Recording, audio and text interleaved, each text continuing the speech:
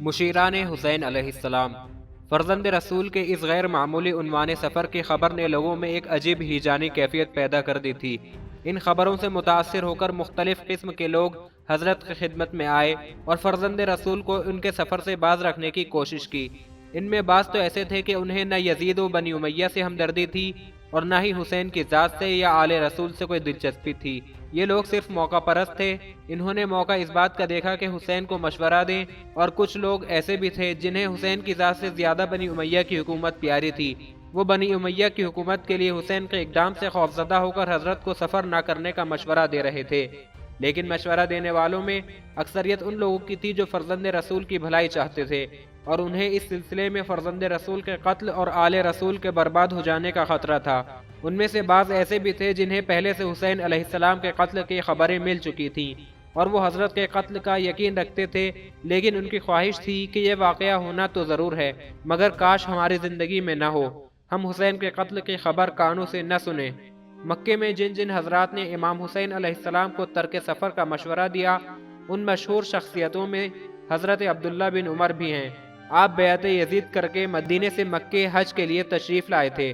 وہاں آ کر یہ معلوم ہوا کہ فرزند رسول ایام حج میں ارادہ سفر رکھتے ہیں۔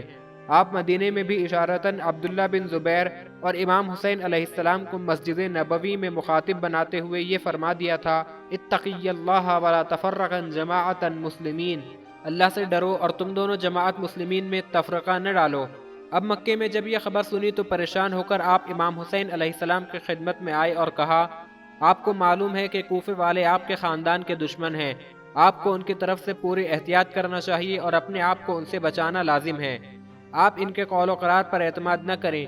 دوسری بات یہ ہے کہ لوگوں نے یزید کی بیعت کر لی ہے اور مکے والے بھی دولت و زر کے لالچ میں اسی کی طرف جھکے ہوئے ہیں۔ آپ کا ساتھ چھوڑ دیں گے یا آپ کو شہید کر دیں گے۔ آپ کے قتل ہونے سے تمام اہل بیت برباد ہو جائیں گے، اس لیے آپ امن و امان کے ساتھ گھر میں بیٹھے رہیں اور تمام جھگڑوں اور مخمسوں سے الگ رہیں۔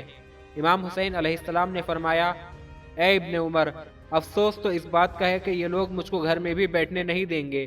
مجھ سے خواہ مخواہ الجھیں گے اور میں کسی نامعلوم جگہ بھی چلا جاؤں گا تو بھی یہ مجھے ڈھونڈ نکالیں گے اور مجھے بیعت یزید پر مجبور کریں گے، اور اگر میں انکار کروں گا تو مجھے قتل کر دیں گے۔ حوالہ تاریخ عاصم کوفی، ترجمہ۔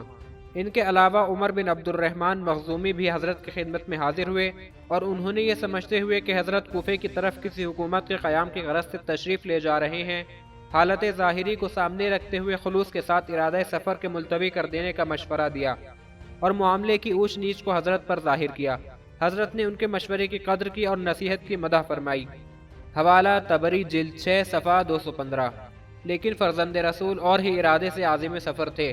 حضرت کے ارادے کی عظمت کو یہ لوگ سمجھ ہی نہ سکتے تھے۔ حضرت عبداللہ بن زبیر بھی یہ خبر سن کر حضرت کی خدمت میں پہنچے اور عرض کی: اے ابن رسول، آپ کا کیا ارادہ ہے؟ ان سے حضرت نے فرمایا کہ مجھ کو میرے شیعوں نے عراق سے بلایا ہے، چنانچہ میں عنقریب عراق چلا جاؤں گا۔ اس پر انہوں نے کہا: جس قدر دوست آپ کے کوفے میں ہیں، اگر میرے دوست اتنے وہاں ہوتے تو میں ضرور ان تک پہنچنے کا ارادہ کرتا۔ اور پھر بخوف تہمت یہ بھی کہا کہ اگر آپ حجاز میں رہنا پسند کریں تو میں اور میرے دوسرے ساتھی ہر قسم کی امداد کے لیے تیار ہیں، میں آپ کی بیعت کرنے کو تیار ہوں۔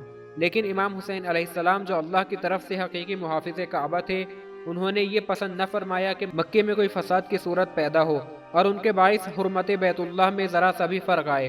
آپ نے ان کے جواب میں یہ فرمایا کہ میں نے اپنے پدر بزرگوار سے سنا ہے کہ کعبے کے سامنے ایک دمبا ذبح کیا جائے گا جس کے خون سے حرمت خانہ کعبہ ضائع ہوگی۔ مجھے یہ پسند ہے کہ ایک بالش مکے سے باہر قتل کیا جاؤں، اور یہ پسند نہیں کہ ایک بالش مکے کے اندر قتل ہوں۔ حوالہ طبری، جلد 6، صفحہ 217، صلاح انشائیتین۔